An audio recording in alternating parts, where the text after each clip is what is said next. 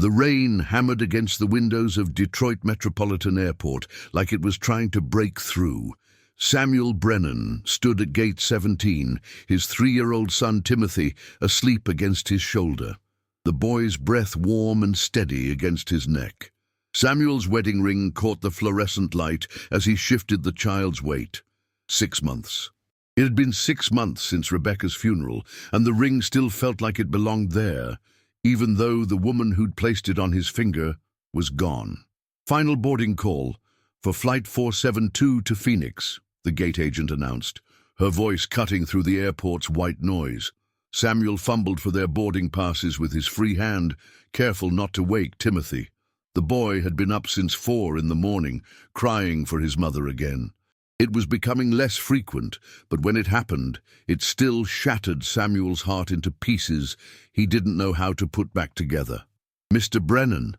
The gate agent looked at him with that particular expression people wore when they recognized grief, part sympathy, part discomfort. "We've had some issues with seating. You were on standby, correct?" "Yes, ma'am." His voice came out rougher than intended. 3 days in Detroit, settling Rebecca's grandmother's estate had worn him thin. The old woman had passed 2 weeks after Rebecca, as if she couldn't bear to stay in a world without her granddaughter. "We have 1 seat available, row 37, middle seat. You'll need to hold your son." Samuel nodded, exhaustion making his movements mechanical. "That's fine. Thank you." As he walked down the jet bridge, Timothy stirred, his small fingers clutching at Samuel's shirt. "Daddy?" "I'm here, buddy. We're going home." "To Mommy?" The question hit like a physical blow. Samuel had explained it dozens of times, but Timothy's 3-year-old mind couldn't quite grasp the permanence of death. "No, buddy. Remember, Mommy's with Jesus now." Timothy's lower lip trembled, but he didn't cry. He'd learned not to cry as much. That thought made Samuel want to weep himself. The plane was packed, every seat filled with travelers trying to escape Detroit's unexpected March snowstorm. Samuel maneuvered down the narrow aisle, his carry-on bag bumping against seats, muttering apologies as he went. The overhead bins were all full by the time he reached row 37. "Excuse me," he said to the woman in the aisle seat. She was scrolling through her phone, barely glancing up as she stood to let him pass. The man in the window seat had already claimed both armrests and was wearing noise-cancelling headphones. Samuel settled into the middle seat, Timothy on his lap. The boy was fully awake now, his blue eyes, Rebecca's eyes, taking in the unfamiliar surroundings with a mixture of curiosity and apprehension. "Where we going, Daddy?" "Home to Phoenix, remember? To our house." "The house with Mommy's garden." Samuel's throat tightened. Rebecca's garden was dying. He didn't know how to care for it, didn't know how to care for half the things she'd left behind, including, some days, their son. "Excuse me." The voice was clear, authoritative, but not unkind. Samuel looked up to see a woman standing in the aisle. She was perhaps 60, with silver hair pulled back in an elegant bun and wearing a navy blazer that looked expensive even to Samuel's untrained eye. But it was her eyes that caught his attention. They held a depth of understanding that made him feel suddenly, inexplicably seen. "Yes," he managed. "Is this your seat?" she asked, though something in her tone suggested she already knew the answer. 37B, Samuel confirmed, showing her his boarding pass. The woman turned to the flight attendant who had appeared beside her. "Melissa, this gentleman and his son will be taking my seat." The flight attendant, Melissa apparently, looked confused. "Mrs. Whitmore, I don't understand. You're in first class, seat 2A. Mrs. Whitmore smiled, and it transformed her face from elegant to warm. "Yes, and I'd like to give it to them. I'll take his seat here." The plane had gone quiet around them, that peculiar hush that falls when strangers witness something unexpected. The businessman across the aisle lowered his Wall Street Journal. A teenage girl pulled out her earbuds. Even the flight attendant seemed frozen in place. "Ma'am," Samuel started, "I couldn't possibly—" "Yes, you could." Her voice was gentle but firm. "And you will." "But why?" The question came out before he could stop it. Mrs. Whitmore looked at him for a long moment, then at Timothy, who was watching her with the unguarded curiosity only children possess. "Because," she said slowly, "I've been where you are. And someone once did the same for me." Samuel wanted to protest, wanted to insist he was fine, that he didn't need charity. But Timothy chose that moment to speak up. "Are you an angel?" he asked Mrs. Whitmore, his voice carrying that perfect child's clarity that cuts through adult pretense. The woman's eyes glistened. She knelt down, bringing herself to Timothy's eye level. "No, sweetheart. Just someone who knows that sometimes God puts us exactly where we need to be." She stood, addressing Samuel again. 23 years ago, I was on a flight from Dallas to Seattle. My husband had just died in a car accident. I was traveling with our 2 young daughters, trying to get home for the funeral. A man in first class, I never learned his name, gave up his seat for us. He said," she paused, seeming to gather herself, "he said that kindness is how God's love moves through the world, one person at a time." The words hung in the air between them. Samuel felt something shift in his chest, a loosening of the tight grip he'd held on his grief since Rebecca's death. "Please," Mrs. Whitmore said, "let me do this." Samuel found himself nodding, unable to speak past the lump in his throat. Melissa, the flight attendant, smiled and gestured toward the front of the plane. "Right this way, Mr. Brennan." As Samuel stood, Timothy still in his arms, Mrs. Whitmore touched his shoulder gently. "What's your son's name?" "Timothy." Biblical. "Guard what has been entrusted to your care," she quoted softly. 1 Timothy chapter 6. "You know Scripture.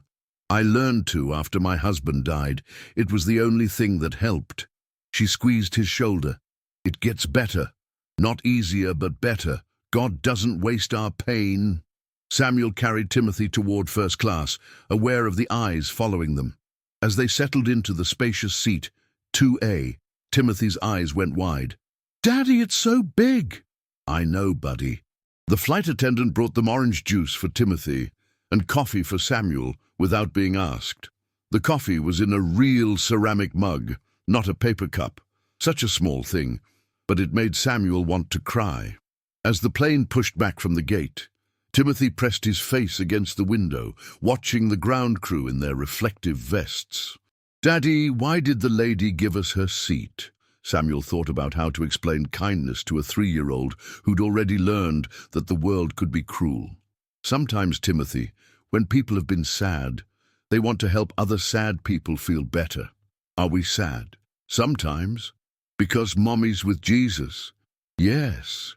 Timothy was quiet for a moment, processing this with the profound simplicity of childhood. Is the lady sad too? I think she was once, but not anymore. Samuel thought about the peace he'd seen in Mrs. Whitmore's eyes, the calm certainty in her voice when she'd quoted Scripture. No, I don't think she's sad anymore. Will we stop being sad? It was the question Samuel had been asking himself every day for 6 months. But something about this moment, the unexpected grace of a stranger, the warmth of his son against his chest, the gentle hum of the plane's engines, made him think that maybe, possibly, the answer might be yes. Someday, buddy, someday. The plane climbed through the rain clouds, and suddenly they burst into sunlight. Timothy gasped at the brightness, and Samuel found himself thinking of Rebecca's favorite verse. Weeping may endure for a night, but joy comes in the morning. Though the flight was smooth, Timothy colored in a book the flight attendant brought him, ate most of a first-class meal that included real silverware and a chocolate chip cookie the size of his hand. He fell asleep somewhere over Kansas, his head on Samuel's lap, his small hand clutching his father's thumb. Samuel used the quiet to really look at his son for the first time in weeks. Really look, not just the cursory glances that confirmed Timothy was fed, clean, safe. The boy had Rebecca's nose, that slight upturn that made him look perpetually optimistic. Her eyelashes, too, impossibly long and dark. But the determined set of his jaw, the way his forehead creased when he concentrated, that was all Samuel. He's beautiful, Melissa said softly, refilling Samuel's coffee. He looks like his mother. And you're raising him alone? Samuel nodded, not trusting his voice. That's hard. My sister's doing the same thing. 3 kids, husband deployed and didn't come home. She set down the coffee pot. She says the hardest part isn't the big stuff. It's the little moments when you turn to share something and remember they're not there. That was it exactly. The half-formed thoughts that died on his lips. The funny things Timothy did that Samuel stored up to tell Rebecca before remembering. The empty space on the other side of the bed that somehow felt larger than the bed itself. Does it get easier? He found himself asking. Melissa considered this. My sister says it's like learning to walk with a limp. Eventually you adjust your gait and can move forward, but you never quite walk the same way again. They landed in Phoenix as the sun was setting, painting the desert in shades of gold and purple that Rebecca used to say looked like God showing off. Samuel carried a sleeping Timothy off the plane, pausing at the jet bridge to look back. He could see Mrs. Whitmore in row 37, helping the woman next to her with her bag. She looked up, caught his eye, and smiled. Samuel mouthed, "Thank you," knowing it was inadequate.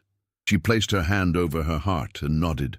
The Phoenix airport was less crowded than Detroit, the desert air dry and warm, even in March. Samuel had parked in the economy lot, a 15-minute shuttle ride from the terminal. As he waited at the pickup spot, Timothy woke, groggy and disoriented. "Are we home?"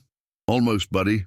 The shuttle was nearly empty, just Samuel, Timothy, and an elderly couple who smiled at Timothy when he waved. The driver, a man about Samuel's age with a name tag reading Carlos, helped load their bags. "Long trip?" Carlos asked, pulling away from the curb. "Detroit," Samuel answered. "Family business." Carlos nodded in the rearview mirror. "I hear you. Lost my mother last year. Still settling things. It's like they leave behind a whole life for you to sort through." That was exactly what it was like. Rebecca's clothes still hung in the closet. Her coffee mug still sat by the kitchen sink. Her bookmark still marked her place in a novel she'd never finish.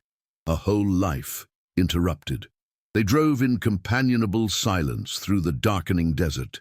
Timothy pointed out a cactus shaped like a man waving, and Carlos laughed, saying his own kids always pointed out the same one. "How many kids do you have?" Samuel asked. "4, all boys. My wife says we're either blessed or cursed, depending on the day." Carlos glanced in the mirror again. "Just the one for you?" "Yes." Something in Samuel's tone must have conveyed more than the single word, because Carlos's expression softened. "He's lucky to have you." Samuel thought about the past 6 months, the forgotten school lunches, the mismatched clothes, the dinners of cereal when he couldn't summon the energy to cook. "I don't know about that." "Hey," Carlos said, his voice serious. "Showing up is 90% of it. The fact that you're here, that you're trying, that matters more than you know." They reached Samuel's car, a sedan that Rebecca had insisted they buy when Timothy was born. Safe, she'd said. Reliable. Like she'd known somehow that it would need to last without her. Carlos helped transfer the bags, refusing the tip Samuel offered. "Nah, man, just pay it forward sometime." The drive home was 20 minutes through familiar streets that felt foreign in the dark. Timothy sang softly to himself, a song Rebecca used to sing, though he'd gotten half the words wrong. Samuel didn't correct him. Their house sat at the end of a cul-de-sac in a neighborhood full of families. The porch light was on. Samuel had remembered that much, but Rebecca's garden was worse than he'd feared. The roses were brown and brittle. The vegetable plot was overrun with weeds. The lemon tree drooped, despite Arizona's mild winter. "Mommy's flowers are sick," Timothy observed. "I know, buddy, I'm sorry. Can we make them better?" Samuel didn't know the first thing about gardening. Rebecca had tried to teach him, but he'd always been too busy, too distracted, too sure there would be time later. "We can try." Inside, the house smelled stale. Samuel opened windows while Timothy ran to his room to check that all his toys were where he'd left them. The refrigerator held milk that had expired while they were gone, a few takeout containers Samuel was afraid to open, and half a bottle of Rebecca's favorite wine that he couldn't bring himself to throw away or drink. Timothy appeared in the doorway, dragging his favorite stuffed elephant. "Daddy, I'm hungry." Samuel checked the pantry. Cereal, pasta, a can of soup that might work. "How about soup and crackers?" "Okay." They ate at the kitchen table, Timothy chattering about the airplane and the nice lady and the big seat and the cookie. Samuel half listened, his mind already cataloguing tomorrow's tasks: laundry, grocery shopping, call the preschool about Timothy's return, water what was left of the garden, somehow return to work on Monday, and pretend he was a functional human being. "Daddy, are you listening?" Samuel snapped back to the present. "Sorry, buddy. What did you say?" I said, "Can we say prayers, like Mommy used to?" They hadn't prayed since Rebecca died. Samuel hadn't been able to find the words, hadn't been able to reconcile a loving God with a world where a 29-year-old woman could die of an aneurysm while making breakfast, leaving behind a husband and son who needed her. But Timothy was looking at him with those expectant blue eyes, and Samuel found himself nodding. "Do you want to say them?" he asked. Timothy shook his head. "You do it, Daddy." Samuel took Timothy's small hands in his, feeling the weight of his son's trust. "Dear God," he began, then stopped. "What did you say to a God who felt as distant as the stars?" "Thank you," Timothy whispered, prompting him. "Thank you," Samuel repeated, and suddenly the words came. "Thank you for getting us home safely. Thank you for the kind lady on the plane. Thank you for," he swallowed hard, "for Timothy, for this food, for this house, for all the ways you take care of us, even when we don't see it. And please help Mommy's flowers," Timothy added. "And help Daddy not be so sad. Amen." "Amen," Samuel echoed, his eyes burning. After dinner he gave Timothy a bath, read him 3 stories, and tucked him into his race car bed. Timothy insisted on saying goodnight to the picture of Rebecca on his dresser, kissing his fingers and pressing them to her face. "Night, night, Mommy. Daddy and me went on an airplane. A nice lady gave us her big seat. I love you." Samuel had to leave the room, standing in the hallway with his fist pressed to his mouth to muffle the sobs. 6 months, and it still caught him at unexpected moments. The overwhelming unfairness of it all, the rage at God, at Rebecca for leaving, at himself for every moment he'd taken for granted. When he'd composed himself, he went to the living room and sat in the dark. The house felt too quiet, too empty. He thought about Mrs. Whitmore, about the peace in her eyes when she'd said, "God doesn't waste our pain." He wanted to believe that, wanted to believe there was purpose in this agony, that somehow Timothy would be shaped by loss into something stronger, more compassionate. His phone buzzed, a text from his brother in California. "You make it home, okay?" "Yes," Samuel typed back. "How are you doing, really?" Samuel stared at the screen for a long moment. "I don't know," he finally answered. "A stranger gave us her first-class seat on the plane today, said God doesn't waste our pain. I want to believe her. Maybe that's enough for now." Wanting to believe. Maybe it was. Samuel went to Rebecca's garden with a flashlight. Even in the dark, he could see the devastation. But there, in the corner where Rebecca had planted bulbs last fall, something was growing. Green shoots pushing through the dirt, reaching for light they couldn't yet see. He knelt in the dirt, not caring about his jeans, and cleared the weeds from around the shoots. He didn't know what they were. Tulips, maybe, or daffodils. Rebecca would have known. But they were alive and growing, and that seemed like a miracle. The next morning, Timothy woke him at 6, climbing into bed with his elephant and a picture book. "Daddy, can we fix Mommy's garden today?" Samuel, still groggy, pulled his son close. "We can try, but I don't know much about gardens." "That's okay, we can learn." They went to Home Depot after breakfast. Samuel, overwhelmed by the garden center, was about to give up when an employee approached. She was older, with dirt under her fingernails and a name tag reading Martha. "You look lost," she said kindly. My wife's garden, Samuel started, then had to stop and try again. I need to save my wife's garden, but I don't know anything about plants. Martha studied him for a moment, taking in Timothy in the cart, the wedding ring, the exhaustion written on his face. "Show me pictures," she said. Samuel pulled out his phone, scrolling through photos until he found ones of Rebecca in her garden. Rebecca planting tomatoes, Rebecca with dirt on her nose, laughing, Rebecca holding Timothy next to the lemon tree she'd planted when she found out she was pregnant. She was beautiful, Martha said softly, and she knew what she was doing. See how she spaced the plants? The way she mixed flowers with vegetables, that's companion planting, smart lady. The smartest, Samuel agreed, his voice thick. Martha spent the next hour teaching them. Which plants needed saving, which were beyond help. What to plant now in March in Phoenix, how to test soil, when to water, why talking to plants actually helped. Timothy absorbed it all, asking questions Samuel wouldn't have thought to ask. Why do plants need friends? Timothy asked about companion planting. Same reason people do, Martha said. Everything grows better with the right friends nearby. They left with a cart full of supplies and Martha's phone number. Call if you need help, she said. Gardens are about hope, you know. Planting something today, believing it will grow tomorrow. That's faith. They worked in the garden all weekend. Samuel's back ached, his hands blistered, but Timothy was happy, chattering to the plants as he helped water them. On Sunday, their neighbor, Patty Chen, appeared at the fence. Oh, thank goodness, she said. I've been wanting to help, but didn't want to intrude. She'd been Rebecca's garden friend, the one who shared seeds and advice and the occasional glass of wine on the patio. Samuel had barely spoken to her since the funeral. I don't know what I'm doing, he admitted. Rebecca didn't either at first, Patty said. She killed 3 rose bushes before she got it right, but she kept trying. She looked at Timothy, who was carefully watering the new tomato plants. She'd be so proud seeing you two out here. That evening, exhausted and dirty, Samuel and Timothy ate dinner on the patio.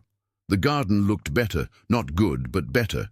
The new plants were in, the weeds were gone, the lemon tree had been fertilized and pruned.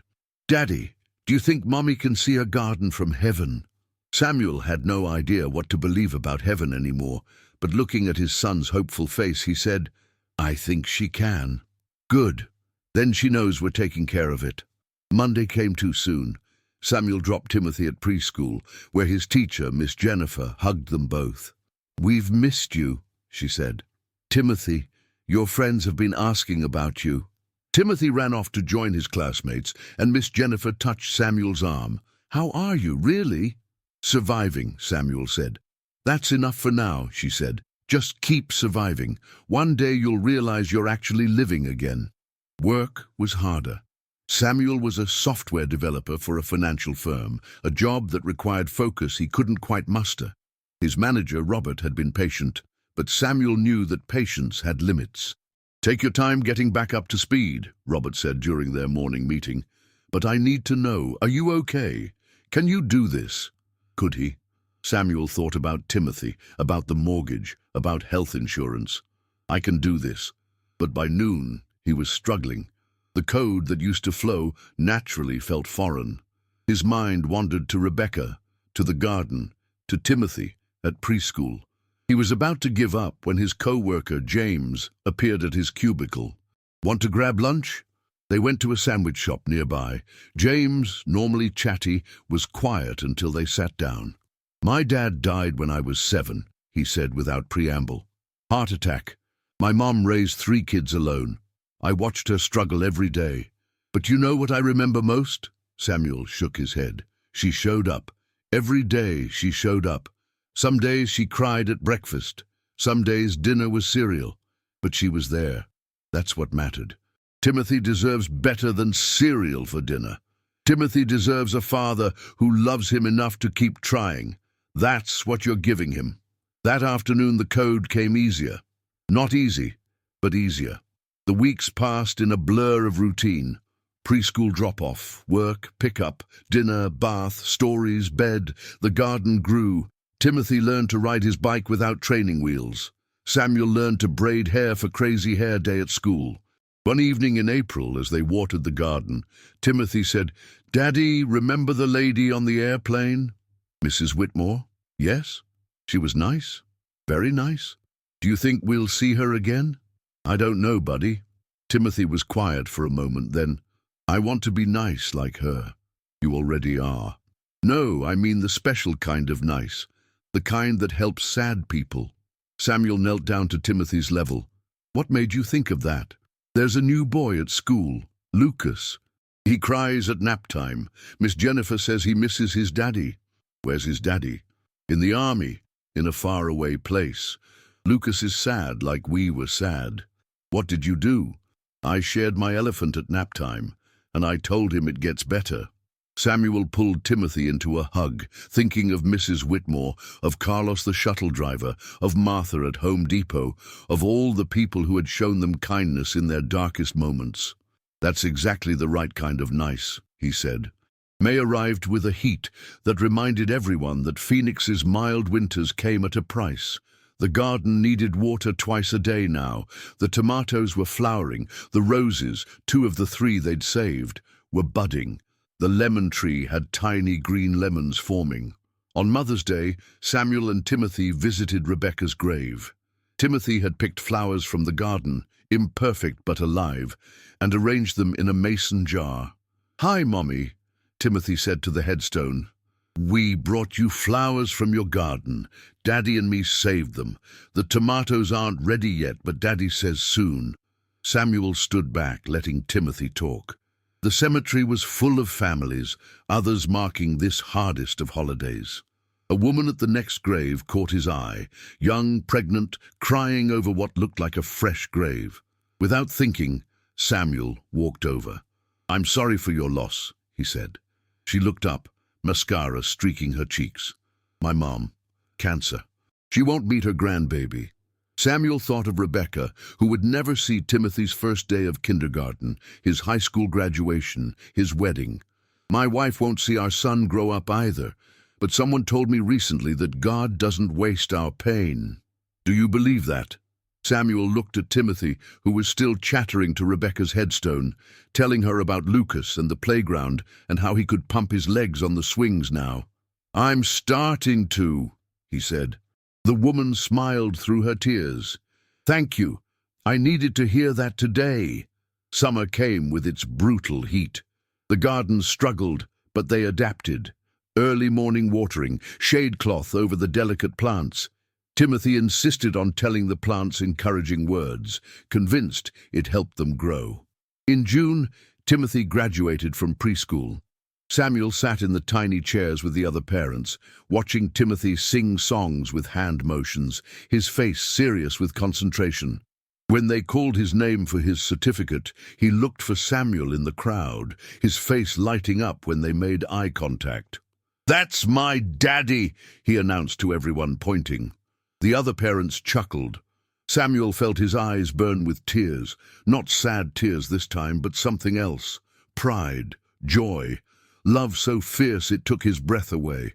After the ceremony, Miss Jennifer pulled him aside. "He's doing so well. You both are. Some days are still hard. They always will be. But look at him." She pointed to Timothy, who was showing his certificate to anyone who would look. "He's resilient, happy, kind. You're doing an amazing job. I had help, lots of help. That's the secret, isn't it? Accepting help when we need it." That night, as Samuel tucked Timothy into bed, Timothy said, "Daddy, are you proud of me?" "So proud, buddy, so very proud." "Mummy would be proud too, right?" "She would be over the moon." Timothy smiled, satisfied. "Daddy, I'm proud of you too." "For what?"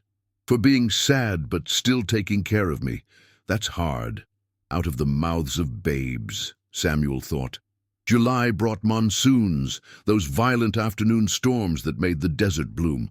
Samuel and Timothy sat on the covered patio, watching lightning split the sky. The garden drank in the rain gratefully.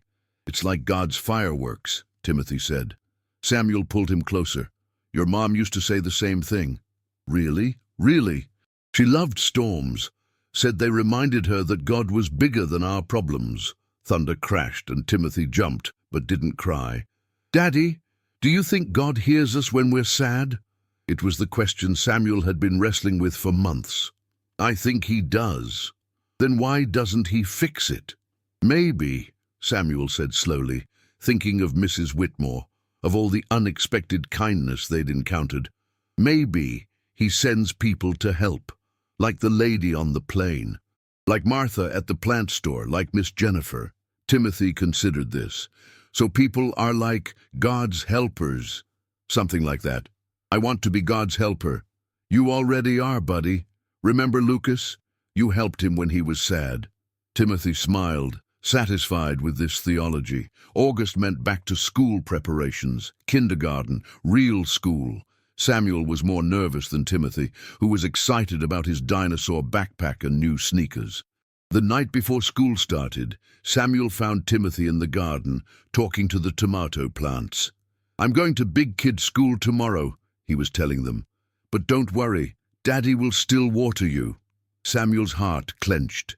In that moment, Timothy looked so much like Rebecca, the way she talked to her plants like they were friends, the gentle way he touched the leaves.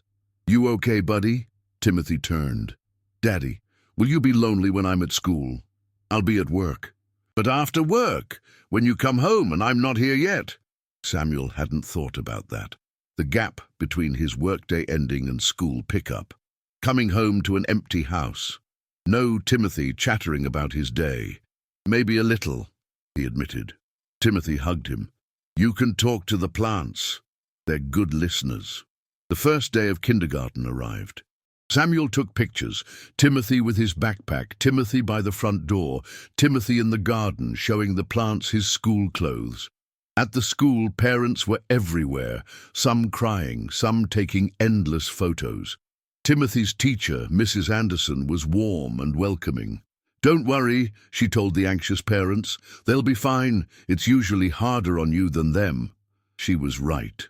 Timothy ran off to explore the classroom without a backward glance. Samuel stood there feeling unnecessary and bereft. Another father clapped him on the shoulder. "First one?" "Only one." "Ah, that's harder. I'm David, by the way. That's my daughter, Lily."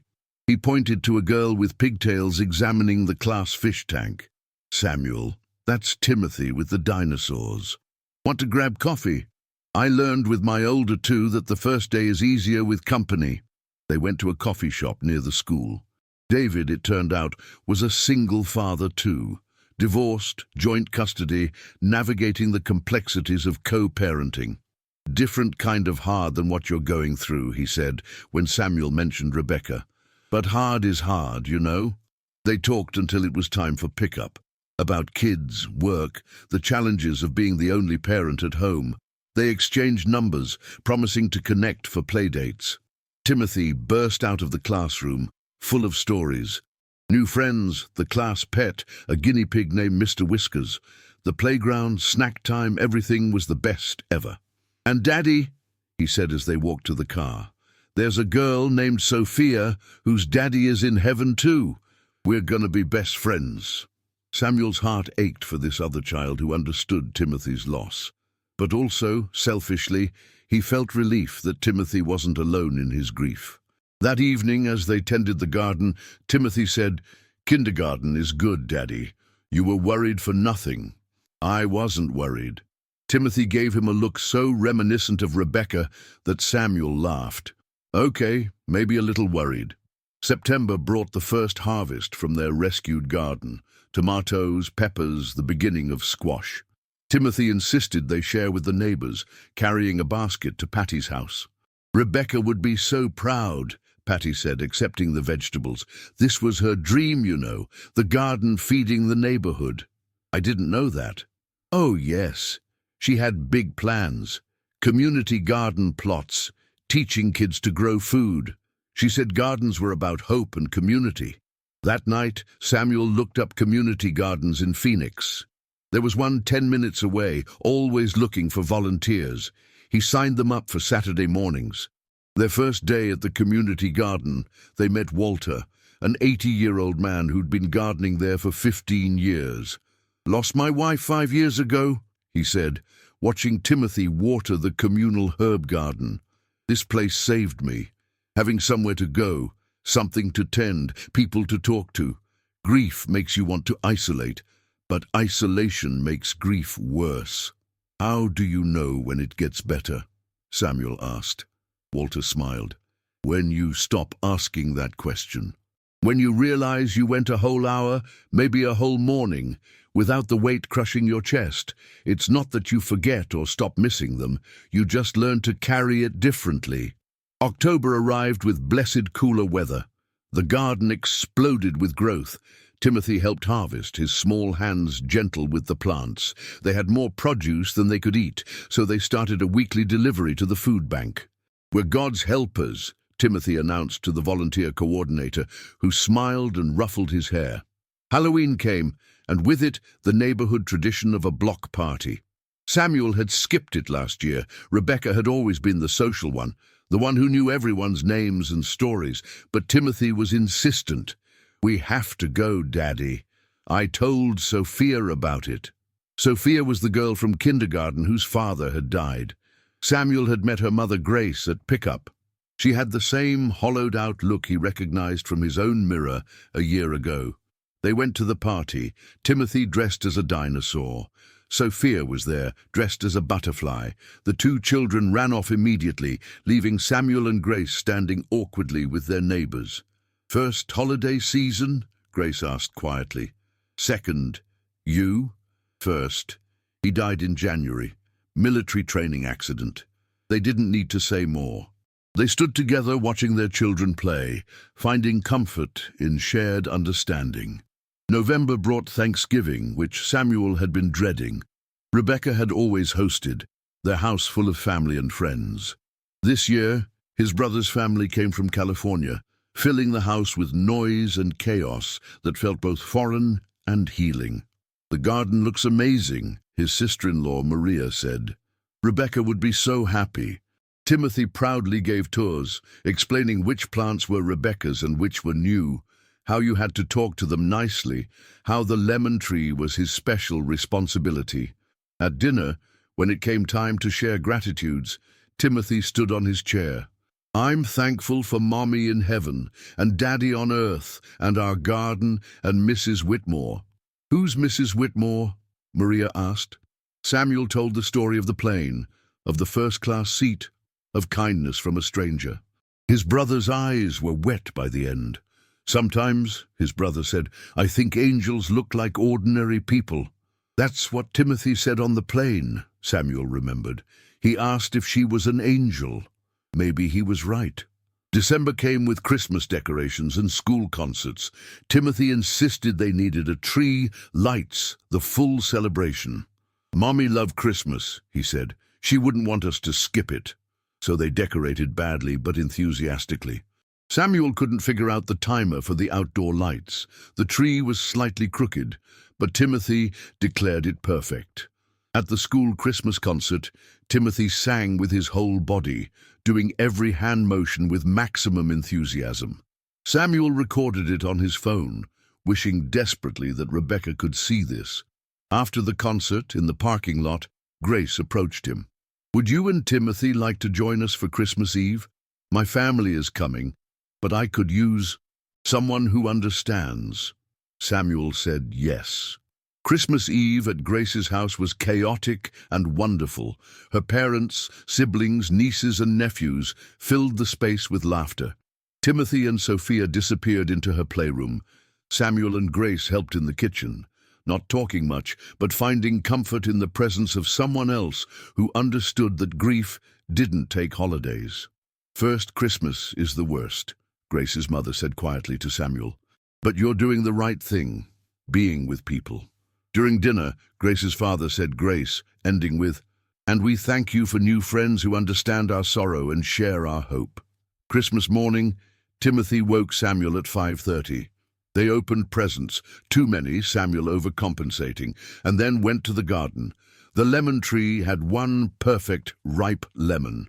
"Mommy's tree grew a Christmas lemon," Timothy exclaimed. They picked it together, Samuel lifting Timothy to reach. Inside, they made lemonade, 1 lemon's worth, barely 2 glasses, but Timothy declared it the best he'd ever tasted. "It tastes like love," he said. Samuel thought maybe it did.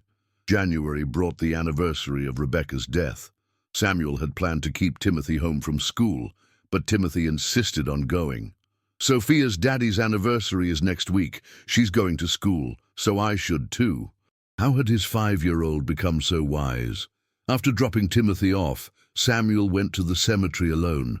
He sat by Rebecca's grave for an hour, talking to her about Timothy, the garden, the kindness of strangers and neighbors, the unexpected friendship with Grace and Sophia. "I'm not okay," he told the headstone, "but I'm better. We're better. I don't know if that's enough, but it's what I have." A wind chime in a nearby tree rang, though there was no breeze. Samuel chose to take it as a sign. That afternoon at pickup, Mrs. Anderson pulled him aside. Timothy shared about today being a special day for remembering his mom. He asked if he could tell the class about her. He did beautifully. "You should be proud." What did he say? He said his mommy was with Jesus now, but she left her love in their garden and in his daddy's hugs and in the way strangers can be kind. He said sad is okay because it means you love someone. Pretty profound for a 5-year-old. That evening, as they watered the garden, a car pulled up. Samuel didn't recognize it until the driver got out. "Mrs. Whitmore." "I hope you don't mind," she said. "I kept your name from the flight manifest. I've been meaning to check in." Timothy ran to her, throwing his arms around her legs. "The angel lady." She laughed, hugging him back. "Hello, Timothy. My, how you've grown." She stayed for dinner. Nothing fancy, spaghetti and salad from the garden. She told them about her life. She was a widow, yes, but also a grandmother, a retired teacher, a volunteer at the literacy center.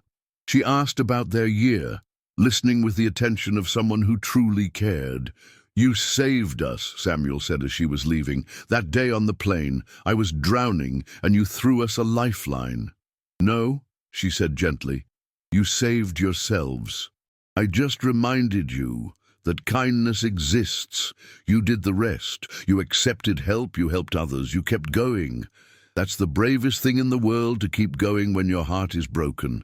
She hugged them both, pressing a card into Samuel's hand. "My number, if you ever need a reminder that it gets better." February came with Valentine's Day, which Timothy's class celebrated with a party. Samuel helped him write cards for his classmates, Timothy insisting on drawing hearts on each one. "Even for Michael, who picks his nose?" Samuel asked. "Especially for Michael. He needs extra love."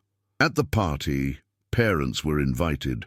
Samuel watched Timothy distribute his cards with the seriousness of a diplomat. When he gave one to Sophia, she hugged him, and they ran off holding hands. Grace appeared beside him. "Think they'll get married someday?" "God help us if they do." "Can you imagine the wedding planning with our organizational skills?" She laughed, and Samuel realized it was the first time he'd heard her really laugh. It transformed her face. "Hey," she said, "thank you for being this, understanding, present. I know you have your own grief, but somehow that makes it easier." "Shared sorrow is half sorrow," Samuel quoted, though he couldn't remember where he'd heard it. "And shared joy is double joy," Grace finished. "My grandmother used to say that." March arrived, a full year since that flight from Detroit. The garden was thriving beyond anything Samuel had imagined. The Arizona Republic even did a story about the community garden, featuring a photo of Timothy with Walter, both of them grinning over a massive cauliflower. "Local garden grows hope," the headline read. Samuel had the article framed. For the anniversary of the flight, Samuel decided to do something special. He and Timothy made care packages, snacks, water bottles, kind notes, and handed them out at the airport to travelers who looked stressed or sad. "Why are we doing this, Daddy?" Timothy asked. "To remember Mrs. Whitmore's kindness, and to pass it on." They gave away 20 packages. One woman cried when Timothy handed her one, saying she was traveling to her mother's funeral. A young father with twins and no wedding ring looked ready to cry with relief at the snacks for his children. "This is fun," Timothy declared. "Can we do it again?" "Absolutely." April brought Easter and spring break. Samuel took Timothy camping, something Rebecca had always wanted to do, but they'd never gotten around to. They were terrible at it. The tent took 2 hours to set up. They forgot hot dog buns. Timothy got scared of the dark. But lying in their sleeping bags, looking at stars through the tent's mesh roof, Timothy said, "Daddy, I think Mummy's up there watching us." "Maybe she is. I hope she's proud of us." Samuel pulled his son close. "I know she is." They came home sunburned and exhausted, but happy. The garden had exploded in their absence, despite Patty's watering. It looked like a jungle. "Mummy's garden is happy," Timothy observed. Maybe they all were, in their way.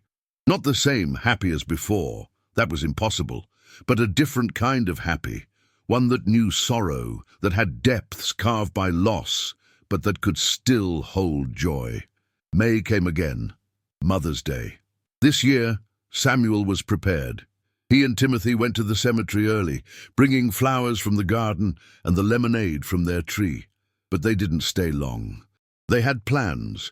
The community garden was hosting a Mother's Day celebration, honoring all kinds of mothers, including those who were gone. Walter spoke about his wife. Grace about the mother she was trying to be without her children's father. A teenage boy about his grandmother who raised him. When it was Timothy's turn, he'd insisted on speaking. He stood on a chair and said, "My mommy is in heaven, but she's still my mommy. She teaches me through our garden and through Daddy and through all of you. Love doesn't die when people do." There wasn't a dry eye in the garden. That evening, as Samuel tucked Timothy into bed, Timothy said, "Daddy, I've been thinking." "About what?" "About Mrs. Whitmore. She helped us when we were sad, and we helped other people at the airport, and at the garden." "That's right. So maybe that's what God wants. For sad people to help other sad people become happy people who help new sad people." Samuel kissed his son's forehead, marveling at the wisdom of children. "I think you might be exactly right." Summer came with its heat and storms. The garden cycle began again, some plants dying, new ones being planted. The endless rhythm of growth and loss, and growth again. Samuel found himself at the airport one day in June, traveling for work for the first time since Rebecca's death. At the gate, he saw a young mother, clearly overwhelmed, trying to manage a toddler and an infant while her husband dealt with a ticket problem. Without thinking, Samuel approached. "Can I help? Hold the baby while you get settled?" She looked at him with the wariness of a generation taught not to trust strangers, but something in his face must have reassured her because she handed him the infant. The baby was tiny, maybe 3 months old. Samuel had forgotten this, the weight of a small child, the complete trust, the way they molded to your chest. He walked the baby around the gate area while the mother chased the toddler, singing softly the same songs he'd sung to Timothy. When boarding was called, the mother's husband still wasn't back. She was near tears. "We're going to miss the flight." Samuel looked at his first-class upgrade, thought of Mrs. Whitmore, and made a decision. "Take my seat, first class. More room for the kids." "I couldn't. Please. Someone did this for me once. It changed everything." She looked at him for a long moment, then nodded. "Thank you. Thank you so much." As Samuel settled into her middle seat in row 32, he felt something lift from his chest. Not grief, that would always be there, but the weight of it, the crushing pressure, had shifted into something bearable, something that left room for other things, for joy, for hope, for the future. The man next to him, seeing him smile, said, "Good deed." "The best kind," Samuel answered, "the kind that comes back around." August again. Timothy started first grade. He was excited about reading chapter books, about having homework, about the class hamster named Mr. Pickles. At back-to-school night, Samuel met Timothy's new teacher, Mr. Rodriguez. Young, enthusiastic, kind. He pulled Samuel aside. "I heard about your wife. I'm sorry." "Thank you." My partner and I are adopting a baby boy. I know this is presumptuous, but would you be willing to talk sometime about raising a child alone? I know our situations are different, but Samuel found himself saying yes, exchanging numbers, agreeing to coffee, because that's what you did. You took your pain and transformed it into help for others. September brought their garden's best harvest yet. They had so much produce that Timothy suggested a neighborhood harvest party. Samuel, who would have never considered such a thing before, found himself saying yes. They printed flyers, Timothy drawing pictures of vegetables on each one. The party was simple. Everyone bring something to share, eat in the garden, celebrate community. 20 people came. Patty brought her famous salsa. David and Lily from kindergarten brought cornbread. Grace and Sophia brought a salad. Even Walter from the community garden came, bringing his secret recipe pickles. As the sun set, Timothy stood on a chair and clinked a spoon against his cup until everyone paid attention. "Thank you for coming to our garden party," he said formally, having practiced this speech. "My mommy started this garden. She's in heaven now, but the garden keeps growing. Daddy says that's like love. It keeps growing even when people are gone. So thank you for helping our love grow."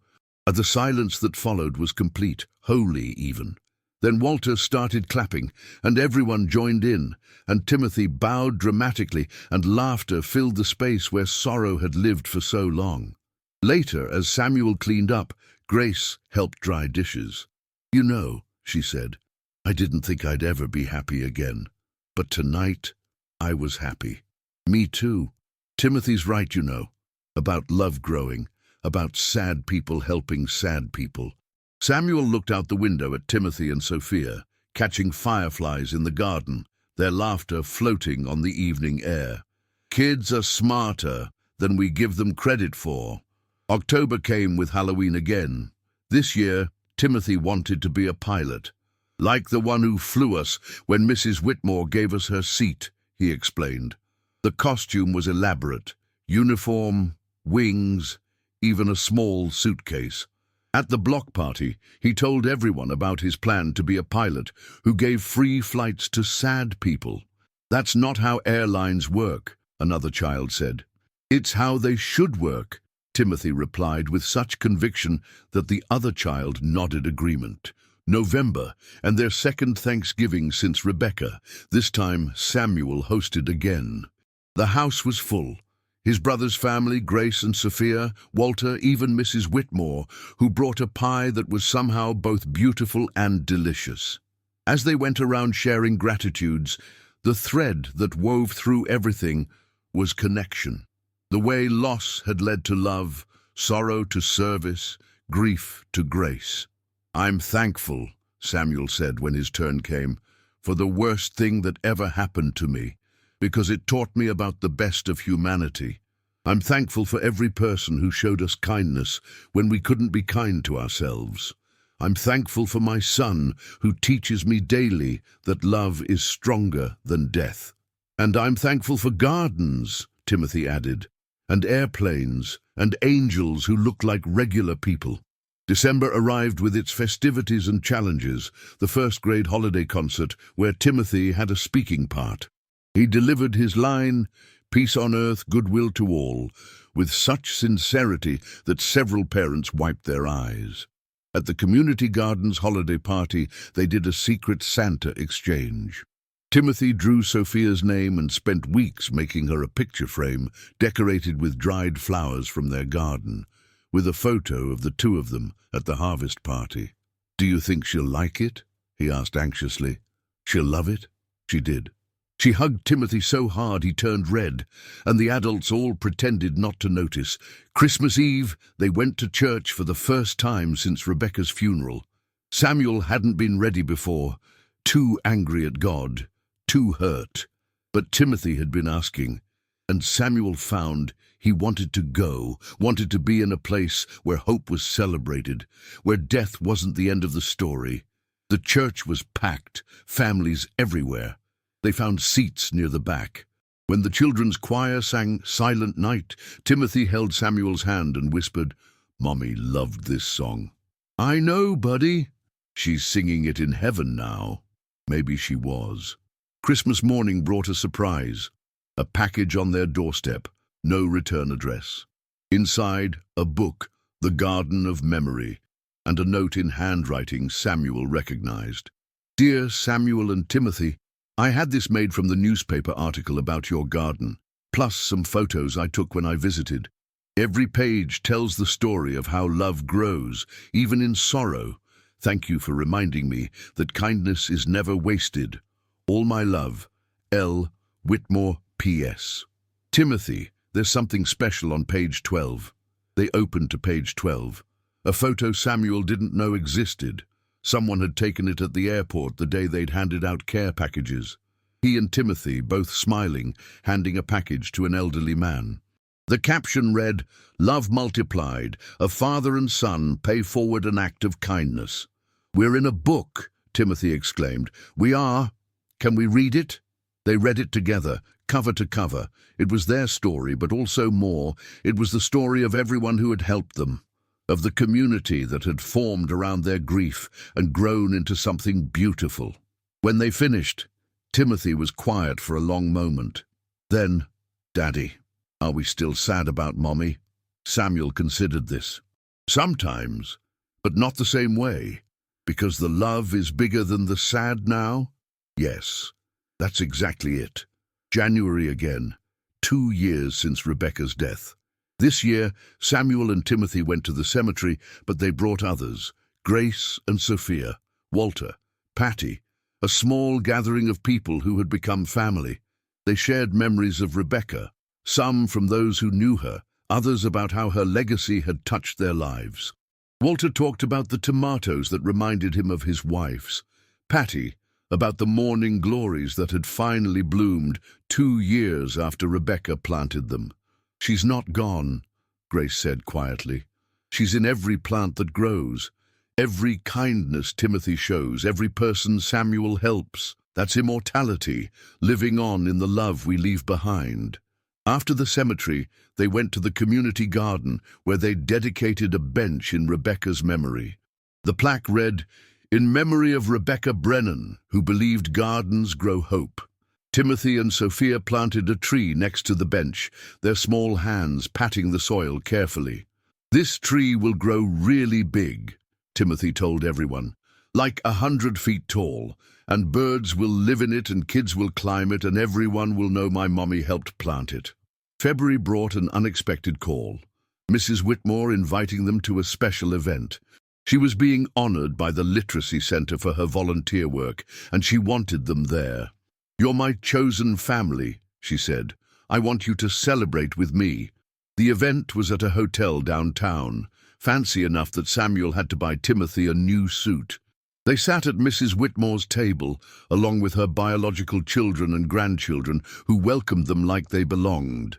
When Mrs. Whitmore gave her speech, she talked about second chances, about finding purpose in pain, about the way helping others heal helps us heal.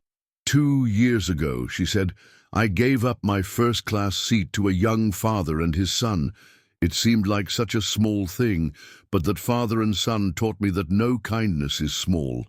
They took that single act and multiplied it, creating ripples of compassion that have touched hundreds of lives. They remind me daily that we are all connected, that your sorrow is my sorrow, your joy is my joy. That's what community means. That's what love means. She raised her glass. To all of you who choose kindness, even when you're hurting, you change the world.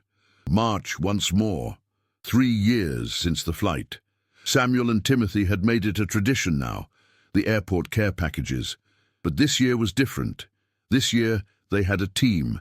Grace and Sophia, Walter, David and Lily, even Mrs. Whitmore.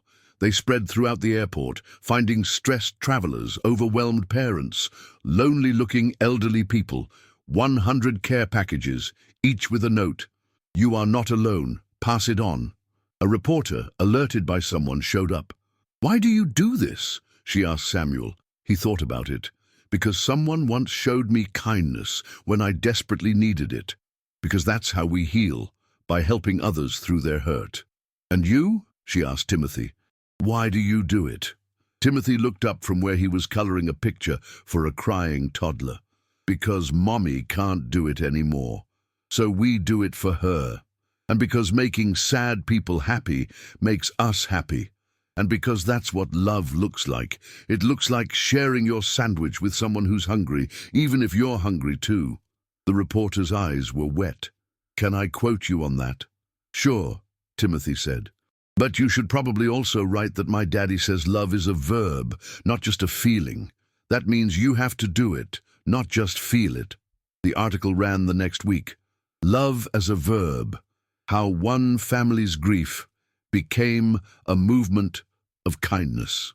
It went viral, shared thousands of times, but Samuel barely noticed. He was too busy living it. April brought spring and growth, and surprisingly, a wedding. Not his, but Walter's. At 78, Walter had fallen in love with a woman from the community garden, Margaret, who'd lost her husband 5 years before. "Life's too short not to grab happiness when it appears," Walter said, asking Samuel to be his best man and Timothy to be ring-bearer. The wedding was in the garden, of course, simple, beautiful, full of joy that was deeper for having known sorrow. Timothy carried the rings with the seriousness of a much older child, only dropping them once. In his toast, Samuel said, "Walter taught me that gardens aren't just about growing plants. They're about growing hope, about believing in tomorrow when today is hard, about planting something beautiful in the space where something died. Today, we celebrate new growth, new love, new beginnings, because that's what love does. It keeps beginning over and over, even after we think it's ended." May, again. Mother's Day had become a celebration now, not just a day to endure. They still went to the cemetery, still brought flowers, but then they hosted a brunch for all the motherless children and childless mothers they knew. It had become a tradition, this gathering of the grieving who'd learned to be joyful. "My therapist says I'm doing well," Grace told Samuel as they watched Timothy and Sophia teach younger kids to plant seeds. "She says I've integrated my grief." "Do you know what that means?" "I think it means we've learned to carry it without letting it carry us away." "Yes, that's it exactly." She was quiet for a moment. "Samuel, can I tell you something?" "Of course. I'm grateful. Not for the loss, I'll never be grateful for that, but for what came after, for finding you and Timothy, for this community, for learning that I'm stronger than I thought." "Is that wrong?" Samuel thought of Mrs. Whitmore's words from so long ago. "God doesn't waste our pain." "No, I think that's grace." As the sun set on another Mother's Day, Samuel stood in Rebecca's garden. It would always be Rebecca's garden, and surveyed what had grown. Not just the plants, though they were magnificent, but the community, the connections, the love that had rooted and spread. Timothy appeared at his side, slipping his hand into Samuel's. "Daddy, I've been thinking." "About what?" "About Mommy. I don't remember her much anymore, her voice or how she smelled. Is that bad?" Samuel knelt down, meeting his son's eyes. "No, buddy, that's normal. But you know what? You carry her in other ways. The way you're kind to kids who are sad. The way you care for growing things. The way you believe in helping others. That's all, Mommy." "So she's not really gone?" "No. She's in you. In me. In this garden. In every person we've helped, because she taught us how to love." Timothy considered this. "That's a lot of places to be." "It is. I think she'd like that." "I know she would." As they stood there, hand in hand, Sophia called from across the garden. "Timothy, come see. The butterfly landed on my hand." Timothy looked up at Samuel. "Can I go?" "Always." As his son ran toward his friend, toward joy, toward the future, Samuel felt Rebecca's presence, not as a ghost or a memory, but as a living thing, growing in every act of kindness, every moment of connection, every choice to help rather than hurt. His phone buzzed. A text from an unknown number. "Mr. Brennan, you don't know me, but I was on your flight 3 years ago, the one where the lady gave you her first-class seat. I saw the article about what you do now. My wife just died. Cancer. I have 2 kids. I don't know how to do this. Can we talk? Samuel typed back, yes. You're not alone. Let me help. Because that's what you did. You took your pain and transformed it into purpose. You accepted kindness and multiplied it. You planted hope in the ground where sorrow had been and tended it until it bloomed. The garden was proof. What had been dead was alive. What had been barren was fruitful. What had been ending was beginning again. Timothy's laughter floated across the evening air, mixing with Sophia's, with the voices of all the people who'd become family. Samuel closed his eyes and whispered the prayer that had become his daily practice. Thank you for the breaking that led to mending, for the strangers who became angels, for the sorrow that taught us joy, for Timothy, for this garden, for the way you never waste our pain. Amen. When he opened his eyes, the first stars were appearing in the desert sky. Timothy had run back, grabbing his hand. Daddy, look, the first star. Make a wish. Samuel pulled his son close. What did you wish for? Can't tell, or it won't come true. But Daddy? Yeah, I think it already did. Looking at his son, at their garden, at the life they'd built from the ashes of loss, Samuel thought maybe his had too. Not the wish for Rebecca to return, that would never come true. But the wish to survive, to find meaning, to help Timothy grow into someone who knew both sorrow and joy, who could hold both grief and gratitude. The wish to discover that love doesn't end with death. It just changes form, like a seed becoming a garden, like strangers becoming family, like sorrow becoming service, like pain becoming purpose, forever and ever. Amen.